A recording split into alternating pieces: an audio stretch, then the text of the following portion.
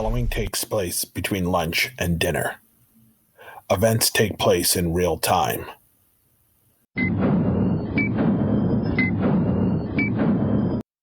Hi, I'm Orman Beckles, aka TheHiTechNomad, and we're going to continue on our series looking at the features of the Note 20 Ultra camera. So most people normally take a photo using the normal photo mode. Now, what that's like is like the cash register at McDonald's where it has a picture of a Big Mac and you just hit that. And as you can see, if I'm trying to zoom in here, you'll see that it's having trouble focusing because it doesn't know if I'm trying to focus on the face or on the background. So it goes back and forth. But once I put the face fully in frame, it says, okay, that's what I'm supposed to be focusing on. There is a way of getting around that. Stay to the end of the video because in this mode, there is a way of making it lock focus, which is actually a very important piece. But now let's go back and take a look at the Pro mode. Now, the Pro mode, a lot of people don't touch it because it's like, ooh, it's the Pro mode. Why should I be using the Pro mode? But the Pro mode is actually very, very powerful. And you don't need any tricks. You don't need any real knowledge to use it. I'm going to be honest with you. What we're going to do is start from the bottom and work up. So you go into the Pro mode and you start with the bottom. And the first one is ISO. I'm going to tell you what they are, but we don't even really need, you don't need to know what they are.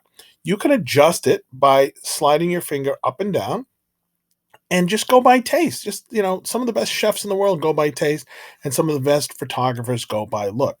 So you can actually move through these one at a time. If you want a lot of light or blown out look for, whatever reason, a scary look, then we do that. Then we're going to move on to the aperture. All right. And now we have the focus. Now, the focus is an interesting one because when you see a green outline, that means that whatever the green outline is on, that's the sharpest that item can be. So depending upon what you're trying to put in focus, once you see the green line, that means that's what's in focus.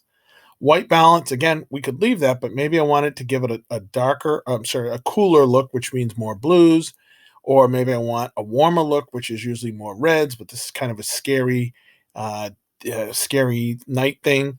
And then the last one is just a little bit of everything. We have tint, we have saturation, we have shadows. And again, what's really nice about this is that you can figure it out in real time. See, even a photographer on a regular camera, they would have to make those adjustments and they might be able to see some, but they'd have to wait and develop the picture. You can do this all in real time and there's no real wrong way. Just go ahead and play with it. Now you'll notice here that when I focus in and I put it in that sort of weird angle, notice it's not going back and forth because it's not using the autofocus. It's using a manual focus, which means you can change the focus. What if I did want the windows in the background to be in focus instead of the face? Well, I'll just keep moving that. And remember, same deal. That's in green, so it's the face. Now look at that. Now the green outline is on the windows in the back.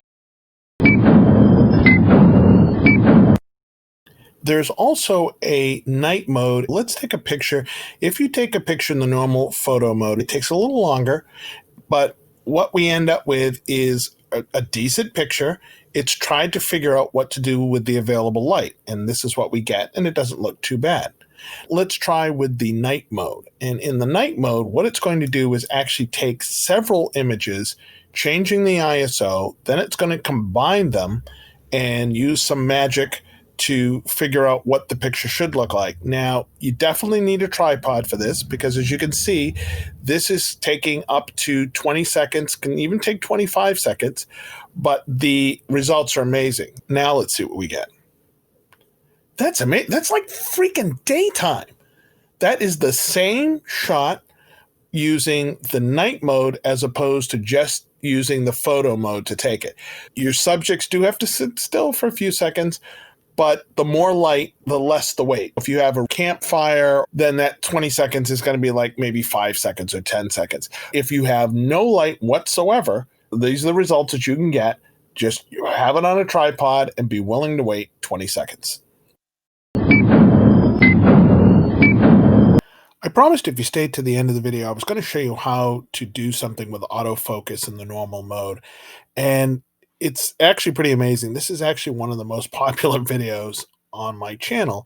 And you can see I made it a long, long time ago. For some reason, it's just not widely known.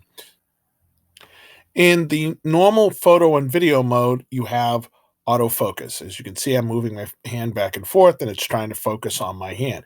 Push and hold your finger in the center of the screen. You'll get this yellow indicator and it says AF and AE lock.